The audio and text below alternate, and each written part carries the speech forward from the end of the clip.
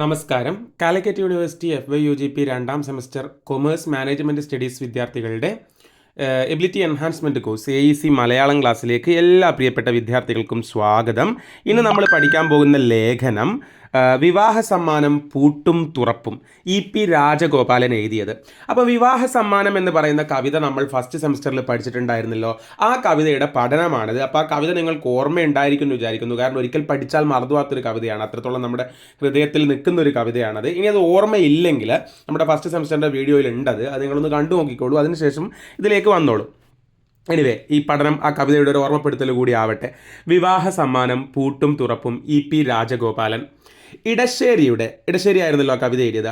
വിവാഹ സമ്മാനം എന്ന കവിത വിവാഹം എന്ന സാമൂഹിക സ്ഥാപനത്തെ ധിക്കരിക്കുന്നില്ല, എന്നാൽ അതിൻ്റെ മര്യാദകളെ വിചാരണ ചെയ്യുന്നു. വിവാഹത്തെ ധിക്കരിക്കുകയല്ല ആ കവിത, പക്ഷേ അതിൻ്റെ മര്യാദകളെ വിചാരണ ചെയ്യുകയാണ് ചെയ്യുന്നത്. വിവാഹം വ്യക്തികളായ ആണിൻ്റെയും പെണ്ണിൻ്റെയും ചേരലാണ്. പക്ഷേ ഇതായി മാത്രം വിവാഹത്തെ കാണുന്നവർ കേരളത്തിൻ്റേത് പോലുള്ള ഒരു സമൂഹത്തിൽ നന്നേ കുറവാണ്. പിന്നെയോ യഥാർത്ഥ കക്ഷികളായ ആണിൻ്റെയും പെണ്ണിൻ്റെയും കുടുംബങ്ങളുടെ നിലയുമായി ചേർന്ന പലതും വിവാഹത്തിൽ അന്തർഭവിച്ചിരിക്കുന്നു അല്ലേ.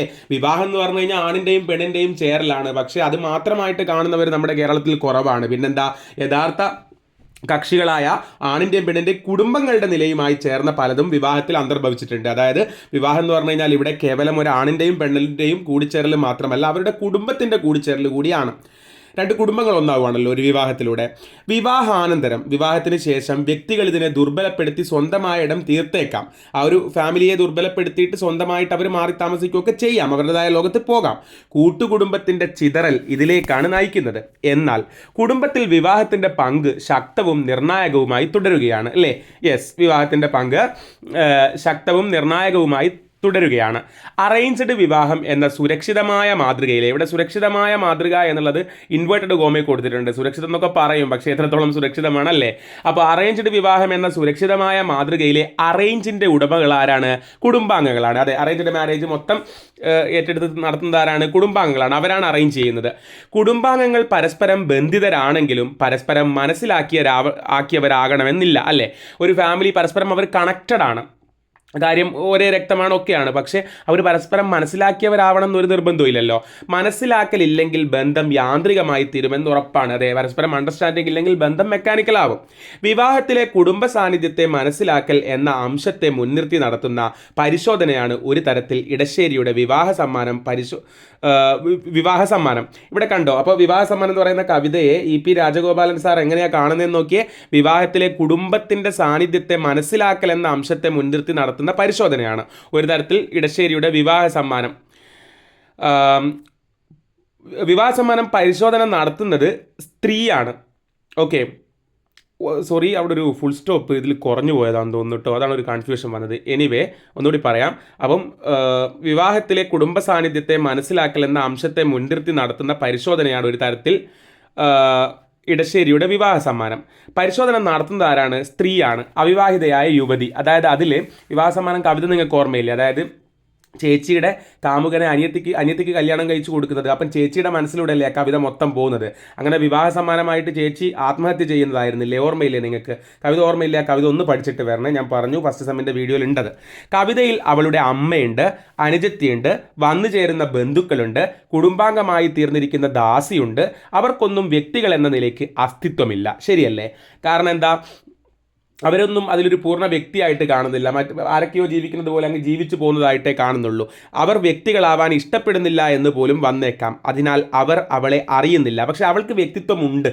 അതാണ്, അതുകൊണ്ട് ഇവളെ അറിയുന്നില്ല. ആൺകോയ്മയുടെ പ്രത്യയശാസ്ത്രം മറ്റെല്ലാ പ്രത്യയശാസ്ത്രങ്ങളെയും പോലെ സാംസ്കാരികമാണ് അല്ലേ. അതായത് നമ്മുടെ സൊസൈറ്റിയിൽ ആൺകോയ്മ, ആണിനെ മെയിനാക്കി നിൽക്കുന്ന ആ ഒരു പ്രത്യയശാസ്ത്രം ഇവിടെ സ്ഥിരമാണ്. അത് പ്രാകൃതികമല്ല, എന്നാൽ അതിനെ പ്രാകൃതികവും മാറ്റമില്ലാത്തതും സ്വാഭാവികവുമായി ഒന്നായി കണ്ട് സ്വാംശീകരിച്ച മട്ടിലാണ് അവരുടെ പ്രവർത്തനം. അപ്പോൾ അതാണ്, ആ ആൺകോയ്മയെ അങ്ങ് അംഗീകരിച്ചു കൊടുക്കുന്ന രീതിയിലാണ് മറ്റുള്ളവരുടെ ഒക്കെ പ്രവർത്തനം. പക്ഷേ ഇതിലുള്ള പ്രധാന കഥാപാത്രമായ ആ ചേച്ചിക്ക് അസ്തിത്വമുണ്ട്. അവൾ ഈ കൂട്ടത്തിൽ പെടുന്നില്ല. അതെ, അങ്ങനെയുള്ള കൂട്ടത്തിൽ പെടുന്നില്ല. അതിനാൽ അവൾ അവരുടെ പരിഗണന നേടുന്നില്ല. അതിൽ നിങ്ങൾക്ക് ഓർമ്മയില്ല, കവിതയിൽ ഈ ചേച്ചിയെ അമ്മയൊക്കെ എപ്പോഴും വിമർശിക്കുകയല്ലേ. എന്തായിരുന്നു? കാലയെ കുളിച്ചാലോ വേശിയാട്ടം, നേരത്തെ എണീക്കാഞ്ഞാൽ കള്ളനാട്യം എന്നൊക്കെ പറയുന്നില്ലേ. അമ്പലത്തിൽ പോയാലും കുറ്റം, ഇല്ലെങ്കിലും കുറ്റം. അങ്ങനെ അവളുടെ ചുറ്റുവട്ടത്തിലുള്ള ആൾക്കാരൊക്കെ അവളെ വിമർശിക്കാൻ കാരണം അവരുടെ നിലയിലല്ല ഇവളുള്ളത്. അവർക്കൊന്നും വ്യക്തിത്വമില്ല, ഇവൾക്ക് വ്യക്തിത്വമുണ്ട്. അതുകൊണ്ടാണ് അവളിങ്ങനെ പിന്നെ വിമർശിക്കുന്നതെന്നുള്ളതാണ്. പരമ്പരാഗത സമൂഹത്തിൻ്റെ ഈ ദുർവാസനയുടെ ആൾത്താരമായി കവിതയിൽ അമ്മ വരുന്നു. യെസ്, അമ്മയാണല്ലോ അവളെ അങ്ങനെ വിമർശിക്കുന്നത്. ഈ മാതൃത്വം അസാധാരണമായ ഒന്നാണ്. അമ്മ സ്വന്തം വഴിയിൽ നീങ്ങാൻ അവളെ വിടുന്നേയില്ല, അവളുടെ ഇഷ്ടത്തിന് നീങ്ങാൻ അവളെ വിടുന്നേയില്ല. അവളുടെ ഓരോ ചലനത്തിലും മറ്റൊരർത്ഥം കാണുകയാണ് അമ്മയുടെ ശീലം. ആ കവിതയിലുള്ള വാക്കുപയോഗിച്ച് പറയാം മറ്റൊരർത്ഥം. പിന്നെ അമ്മയ്ക്ക് ഇഷ്ടമുള്ള ഒരു ചലനവും അവളുടേതായി ഇല്ല. ഇത് മകളുടെ സദാചാരം സൂക്ഷിക്കാനുള്ള മാതൃസഹജമെന്ന് സാമാന്യബോധം പറയാറുള്ള വെമ്പലല്ല. പൊതുവെ പറയല്ലോ അമ്മമാരൊക്കെ അങ്ങനെ വിമർശിക്കുന്നത് എന്തിനാണ്, അവൾ ഒന്നും ആയിപ്പോവാതിരിക്കാൻ, മോശമായി പോവാതിരിക്കാൻ ആണെന്നൊക്കെ പറയല്ലോ. പക്ഷേ ഇവിടെ അമ്മയുടെ വിമർശനം എന്തല്ല, അവളുടെ പിന്നെ സദാചാരബോധം സൂക്ഷിക്കാനുള്ള മാതൃസഹജമായ അമ്മമാർ ചെയ്യുന്ന സാമാന്യബോധം അല്ലത്. കാരണം അതിൽ എന്നിട്ട് കവിതയിലെ വരിയെടുത്ത് പറയാ, കാലേ കുളിച്ചാലോ വേശിയാട്ടം, കാലത്തെണീക്കാഞ്ഞാൽ കള്ളനാട്യം, പോവാതിരുന്നാലും അമ്പലത്തിൽ പോയാലും എപ്പോഴും മറ്റൊരർത്ഥം എന്നാണ് മകൾ ഈ പെരുമാറ്റത്തെ വിശകലനം ചെയ്യുന്നത്. അപ്പം ആ രീതിയിൽ വേശിയാട്ടം എന്നൊക്കെ പറയില്ലല്ലോ, അങ്ങനെ മക്കളുടെ നന്മ ആലോചിക്കുന്ന അമ്മമാർ പറയില്ലല്ലോ. അതാണ് ആ രീതിയിൽ മോളുടെ നന്മ ആഗ്രഹിച്ചിട്ട് അവളെ വിമർശിക്കുന്നതല്ല ഇത് എന്ന് നമുക്ക് അവിടെ മനസ്സിലാക്കുകയാണ്.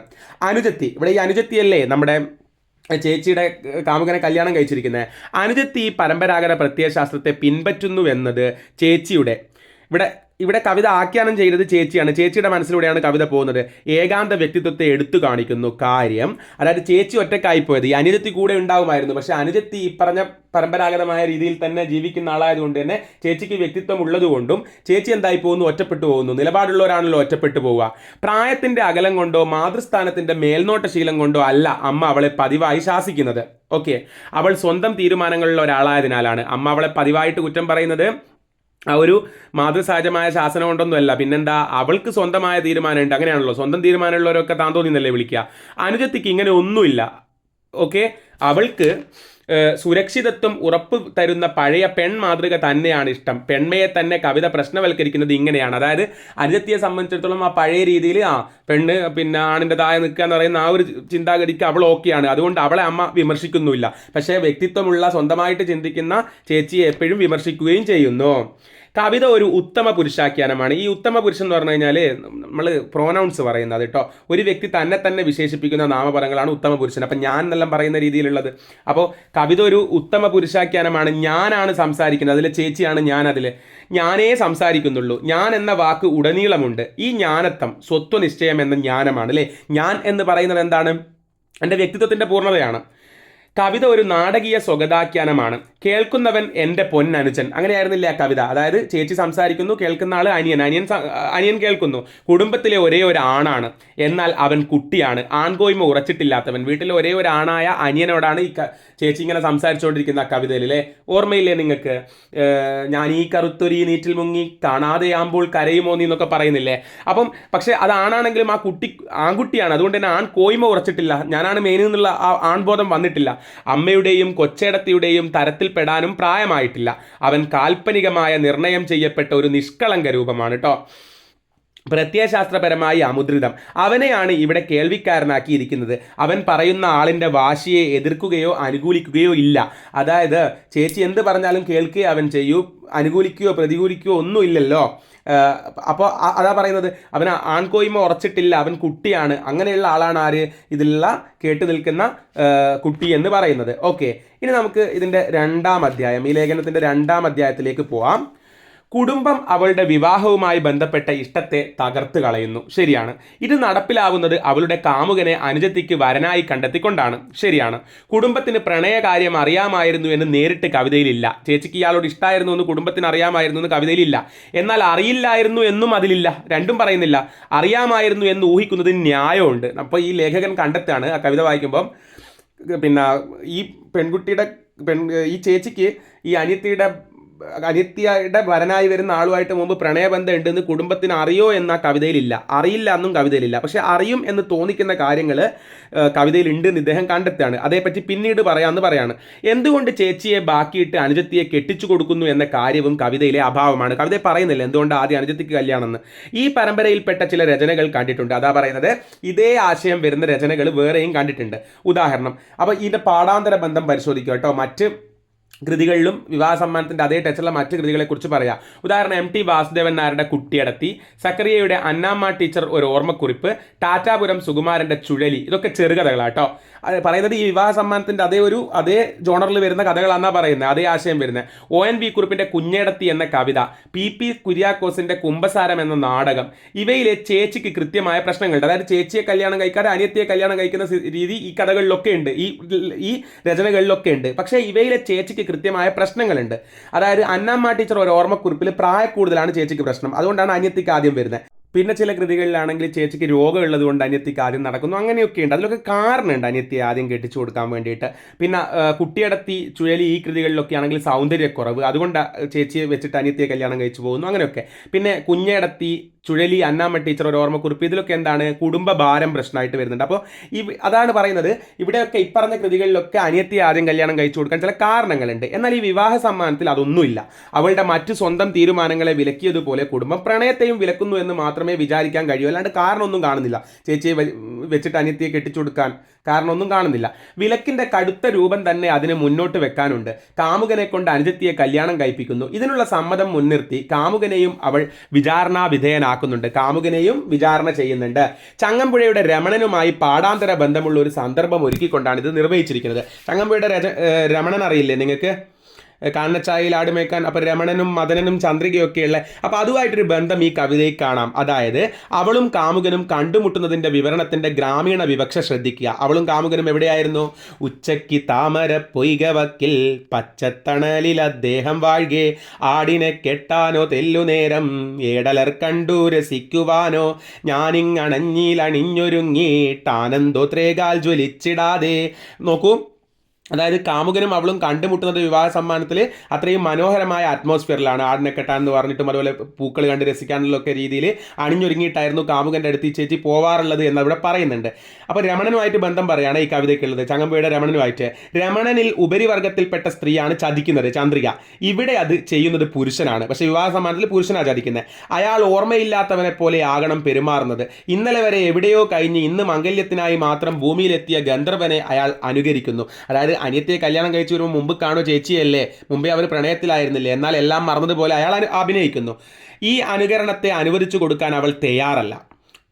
ഓക്കെ, അതായത് അങ്ങനെ വന്നിട്ട് അയാൾ പിന്നെ എന്താ പറയുക, ഒന്നും ഇതുവരെ അറിയാത്തതുപോലെ മുന്നിൽ പെരുമാറുന്നത് കണ്ടു നിൽക്കാൻ അവൾ തയ്യാറല്ല. വിവാഹത്തെ മുൻനിർത്തി കാമുകനടക്കം അംഗത്വമുള്ള ഒരു വിപരീത ലോകത്തെ മൊത്തം ഞെട്ടിക്കാനും വിചാരണ ചെയ്യാനും ഒരു വഴി അവൾ കണ്ടെത്തുകയാണ്. അത് സ്വന്തം മരണത്തിൽ കുറഞ്ഞൊന്നുമല്ല. മനസ്സിലായോ? ഇന്നലെ വരെ തൻ്റെ കാമുകനായിരുന്നവൻ ഇന്ന് തൻ്റെ അനിയത്തിയെ കല്യാണം കഴിച്ച് സ്വന്തം കുടുംബത്തിലേക്ക് കൂടുന്നു. അപ്പം അവനാണെങ്കിൽ ഇനിയിപ്പോൾ ഇവളെ മുമ്പിൽ വന്നിട്ട് ചിലപ്പോൾ അഭിനയിക്കുമായിരിക്കും, ഇതുവരെ അവർ തമ്മിൽ പരിചയമില്ല എന്നുള്ള രീതിയിൽ. അതിനൊന്നും നിന്നു കൊടുക്കാൻ അവൾ തയ്യാറല്ല. അതുകൊണ്ടാണ് അവൾ പിന്നെ വിവാഹ സമ്മാനം പറിക്കാനെന്നുള്ള വ്യാജേന ഇറങ്ങിപ്പോയിട്ട് മരിക്കാൻ തയ്യാറാവുന്നതെന്നുള്ള പറയാണ്.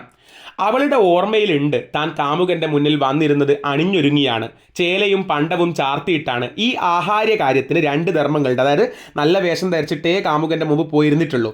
അതിന് 2 ധർമ്മങ്ങളുണ്ട്. ഒന്ന്, പ്രണയ സമാഗമത്തെ സവിശേഷവും കാൽപ്പനികവുമാക്കുന്നു എന്നത് തന്നെ.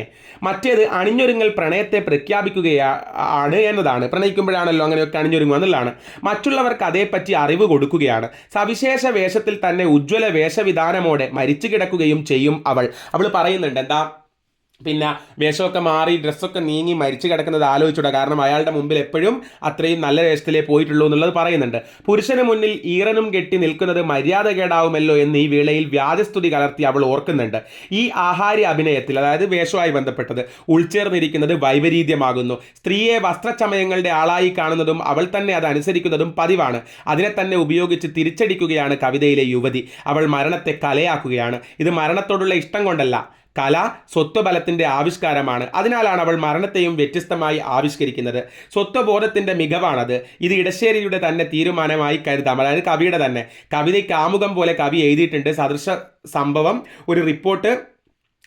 സംഭവമായ ഒരു റിപ്പോർട്ട് മനസ്സിൽ വിടാതെ ഉളവാക്കിയ ഒരു നീറലും കാവ്യരൂപത്തിൽ ഒരു പരീക്ഷണ കൗതുകവും കൂടി ചേർന്നപ്പോൾ ഉണ്ടായതാണ് ഈ കവിത. കവിതയിലെ സങ്കീർണമായ അംശങ്ങളെല്ലാം കവിയുടേതാണ്. അതിനെ പരീക്ഷണ കൗതുകം എന്ന് വിനയത്തോടെ വിളിക്കുകയാണ് കവി. അപ്പോൾ മനസ്സിലായല്ലോ. അതിൽ പിന്നെ എന്താ പറയുക, പിന്നെ ഈ കവിതയുടെ ഇൻട്രോയിൽ പറയുന്നുണ്ട് ഇതുപോലുള്ളൊരു സംഭവം പിന്നെ കേട്ടപ്പോൾ അത് മനസ്സിലുണ്ടാക്കിയ ഇതും കൂടിയും ചേർത്തിട്ടാണ് കവിത എഴുതിയെന്ന് പറയുന്നുണ്ട്. എസ്.കെ. പൊറ്റക്കാടിൻ്റെ പുള്ളിമാനിലും ചേച്ചിയുടെയും അനുജത്തിയുടെയും നഷ്ടലാഭങ്ങൾ പ്രമേയമാണ്. ചേച്ചി കടുത്ത തീരുമാനം എടുക്കുകയും ചെയ്യുന്നു. കാൽപ്പനികതയുടെ മൃഗമായി കരുതുന്ന പുള്ളിമാനായി നടിച്ച് മരണമേറ്റുവാങ്ങുന്ന പുള്ളിമാനിലെ ചേച്ചിയും ഈ കവിതയിലെ യുവതിയും തമ്മിൽ നല്ല സാമ്യമുണ്ട്. അങ്ങനെ അങ്ങോട്ടും ഇങ്ങോട്ടും കണക്ട് ചെയ്യാം കേട്ടോ. ഇരുവരും ക്രൂരമായ മരണത്തെ കലയാക്കുകയാണ്. പുള്ളിമാനിൽ മരണം വഴി വ്യക്തിവിചാരണയെ ഉദ്ദേശിക്കുന്നുള്ളൂ, എന്നാൽ വിവാഹ സമ്മാനത്തിലോ വിചാരണയ്ക്ക് വ്യാപ്തി ഏറുന്നുണ്ട്. പിന്നെ ഒരു കുളത്തിലേക്ക് പോയിട്ടല്ലേ ആത്മഹത്യ ചെയ്യുന്നത് വിവാഹ സമ്മാനത്തിൽ. അപ്പോൾ ആ കുളവുമായിട്ടുള്ള ബന്ധം കണ്ടോളെ നിങ്ങൾ. അതൊക്കെ ഞാൻ ശരിക്കും ഫസ്റ്റ് സെമ്മിൽ ആ കവിത വായിക്കുമ്പം ഇത്രയൊക്കെ ആഴത്തിൽ അതിന് അർത്ഥം ഉണ്ടെന്ന് എനിക്കൊന്നും ഒരിക്കലും മനസ്സിലായിട്ടില്ല. അപ്പം ഞാൻ ഈ ലേഖനം വായിക്കുമ്പോൾ മനസ്സിലാക്കുകയാണ്, അതായത് എന്താ പറയുക, ഒരുപാട് വായനയും നിരീക്ഷണ പാഠവും ഒക്കെയുള്ള ആൾക്കാർ ഇതുപോലെയുള്ള കവിതകളൊക്കെ വായിക്കുമ്പോൾ നമ്മളെപ്പോലെയുള്ള ആൾക്കാർ വായിക്കുന്നതിനേക്കാളും എത്രയും വലിയ അർത്ഥങ്ങൾ അവർക്ക് കിട്ടുന്നതെന്നുള്ളത് നമുക്കിത് വായിക്കുമ്പം ബോധം വരും കേട്ടോ. കാരണം കണ്ടോളെ നിങ്ങൾ, കുളം ഞാനുമായി ചെറുപ്പം മുതലേ ബന്ധപ്പെട്ടതാണ്. ആ കുളത്തിലല്ലേ അവൾ ചെല്ലുന്ന മരിക്കാനായിട്ട്. അപ്പം ഈ പറഞ്ഞ ഞാൻ ചേച്ചിയുമായിട്ട് ചെറുപ്പം മുതലേ ബന്ധപ്പെട്ടതാണ്. ചെറുപ്പം മുതലേ താൻ ബന്ധപ്പെടുന്ന മറ്റൊരിനം കുടുംബവുമാണ്. കുളം കുളമായി നിൽക്കെ തന്നെ കുടുംബത്തിൻ്റെ ചിത്രാത്മക രൂപവുമാവാം. അതായത് ഈ കുളം തന്നെയാണ് അവളുടെ കുടുംബം എന്ന്. കാരണം അവളുടെ കുടുംബത്തിൻ്റെ ഇമേജാണ് കുളം എന്ന്. എങ്ങനെയെന്നല്ലേ, ആ കുളത്തിൽ എന്തൊക്കെയുണ്ട്? പായൽ നിറന്നത്, കവിത പറയുന്നതാണ്, ഇരുൾ പരന്നത്, ദുഃഖത വിസ്മൃതി പൂപ്പല്, ദുഷ്കാലം, പെട്ടേടം, കറുത്തൊരു നീര് എന്നീ അംശങ്ങൾ കൊണ്ടാണ് കുളത്തിൻ്റെ വിവരണം. ഈ നിഷേധാത്മക ദൃശ്യങ്ങൾക്കാണ് വിവരണത്തിൽ പ്രാമുഖ്യം. താമരയുടെ സാന്നിധ്യം മാത്രമേ മറിച്ചുള്ളതായുള്ളൂ. അപ്പം കുളത്തിൻ്റെ കേസ് അങ്ങനെയാണ്. പായൽ നിറന്നത്, ഇരുൾ പരന്നത്, അത് തന്നെയാണ് അവളുടെ കുടുംബം എന്ന്. പായൽ നിറന്നതും ഇരുൾ പരന്നതും ഒക്കെ. അപ്പോൾ അവളുടെ കുടുംബത്തിൻ്റെ ഇമേജ് ആവുകയാണ് ആര്? കുളം എന്ന് പറയുന്നത്. മനസ്സിലായോ? ഇതാ ഞാൻ പറഞ്ഞത്. ഇത്രയൊന്നും കവിത വായിച്ചപ്പോൾ എനിക്ക് ചിന്തിക്കാൻ പറ്റിയിട്ടില്ല. അപ്പോൾ ഇദ്ദേഹത്തിൻ്റെ ഈ നിരീക്ഷണം വായിക്കുമ്പം ശരിക്കും നമ്മൾ എന്താ പറയുക, ഞെട്ടുവാണ്. വാവ്. അപ്പോൾ അത്രയും നിരീക്ഷണ പാഠവും വായനയൊക്കെയുള്ള ആളുകൾ വായിക്കുമ്പം കൂടുതൽ അർത്ഥം കിട്ടുന്നത് കണ്ടോ. ഇതാണ് കവിത. എന്താ പറയുക, നമ്മളെപ്പോലെയുള്ള ചെറിയ ആൾക്കാർ വായിക്കുമ്പോൾ നമുക്കും അർത്ഥം കിട്ടും. അവരെ പോലെയുള്ള വലിയ ആൾക്കാർ വായിക്കുമ്പോൾ, വലിയ വായനയൊക്കെയുള്ള ആളുകൾ വായിക്കുമ്പോൾ അവർക്ക് നമ്മളെക്കാൾ കൂടുതൽ അർത്ഥം കിട്ടും. ഇനി അതിനേക്കാൾ വായിക്കുന്ന നിരീക്ഷണ പാഠമുള്ള ആളുകൾ വായിക്കുമ്പോൾ ഇതിലും കൂടുതൽ അർത്ഥം കിട്ടും. അതാണ് കവിത. കവിത വായിക്കുന്നവർക്കുള്ളതാണ്. ഓരോരുത്തർക്കും ഓരോന്നാണ് കവിത. മനസ്സിലായോ?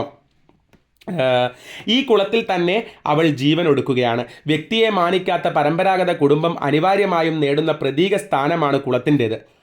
കുളത്തിൽ മുങ്ങിയുള്ള മരണം തിരഞ്ഞെടുത്തതിൽ ഇങ്ങനെ ഒരു പ്രമേയം അടങ്ങിയിരിക്കുന്നു. കണ്ടോ? അതുപോലെ, അതായത് കുടുംബത്തിൻ്റെ സ്വഭാവത്തിൽ മുങ്ങിയിട്ടാണ് അവൾ മരിക്കുന്നത്. അപ്പോൾ കുടുംബത്തിൻ്റെ ഇമേജാണ് കുളം എന്ന് പറയുന്നത്.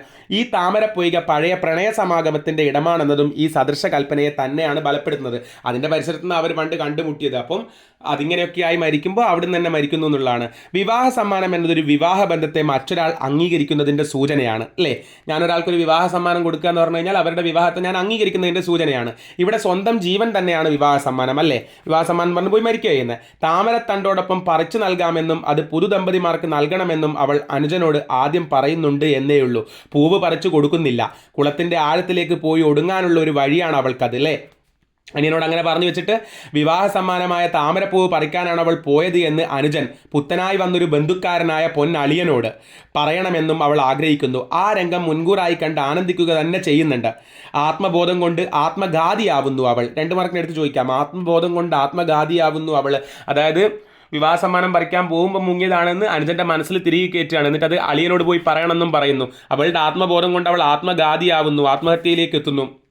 വിവാഹ സമ്മാനം തൻ്റെ മരണം വഴിയാക്കുന്നതിലൂടെ സ്വന്തം ശവത്തെ ഒരു ഭദ്ര സംവിധാനത്തിൻ്റെ മണിയറയ്ക്കുള്ളിലേക്ക് വലിച്ചെറിയുന്നതിലൂടെ അവൾ തൻ്റെ വിചാരണം മുഴുമിപ്പിക്കുകയാണ്. മംഗല്യമാണ്ട വധൂജനങ്ങൾ കവിതയിലെ ഭാഗമാണ്. ചാരുമണവറ ചന്തം എന്നീ പ്രയോഗങ്ങൾ കവിതയിൽ വരുന്നത് പുച്ഛവും പരിഹാസവും കലർന്നാണ് എന്നും ഓർക്കാം. ഈ ജനങ്ങളും അറകളും നിലനിൽക്കുന്ന വ്യവസ്ഥിതിയുടെ ആനുകൂല്യത്തിൽ മാത്രമാണ് മാന്യത നേടുന്നത് എന്ന വിമർശനമാണ് ഇവിടെ ഉയരുന്നത്. മനസ്സിലായോ? ഈ പറഞ്ഞ ജനങ്ങളും അറകളും ഒക്കെ, മണിയറയൊക്കെ നിലനിൽക്കുന്ന സിസ്റ്റത്തിൻ്റെ ആനുകൂല്യത്തിൽ മാത്രമാണ് മാന്യത നേടുന്നത് എന്ന് അവിടെ വിമർശിക്കുകയാണ്. പിന്നെ നമ്മൾ നേരത്തെ പറഞ്ഞില്ലേ ഇതേപോലത്തെ സ്വഭാവമുള്ള കഥകൾ പിന്നെ രചനകളുണ്ട് എന്ന്. കുട്ടിയടത്തി, കുഞ്ഞടത്തി, അന്നാമ്മ ടീച്ചർ ഓർമ്മക്കുറിപ്പ് എന്നീ കൃതികളിൽ ചേച്ചിയുടെ മരണം കാണുന്ന അനുജനുണ്ട്. 1ഉം 3ഉം കൃതികളിൽ, അതായത് കുട്ടിയടത്തിയിലും അന്നാമ്മ ടീച്ചർ ഒരു ഓർമ്മക്കുറിപ്പിലും ഈ അനുജൻ അഗമ്യ ഗമനത്തിൻ്റെതായ, അതായത് പ്രാപിച്ചുകൂടാത്തവരെ പ്രാപിക്കുന്ന ഒരു നില നേടുന്നുണ്ട്. കുട്ടിയടത്തിയിൽ ധ്വനികളുണ്ട്. അവഗണിക്കാനാവാത്ത വിധത്തിൽ അന്നാമ്മ ടീച്ചർ ഒരു ഓർമ്മക്കുറിപ്പിൽ അനുജൻ യേശുവാണ്. യേശുവിന് ലൈംഗിക പങ്കാളിയുടെ ഭാഗവും കഥയിൽ കൈവരുന്നു. വിവാഹ സമ്മാനത്തിലെ അനുജനും സമാനമായ സ്ഥാനമുണ്ട്. സ്വന്തം ജീവിതത്തെ താമരയായി കൽപ്പന ചെയ്യുന്നുവല്ലോ അവൾ. ആ താമര വിരിയുന്നത് അനുജന്റെ സാന്നിധ്യത്തിലാണ്.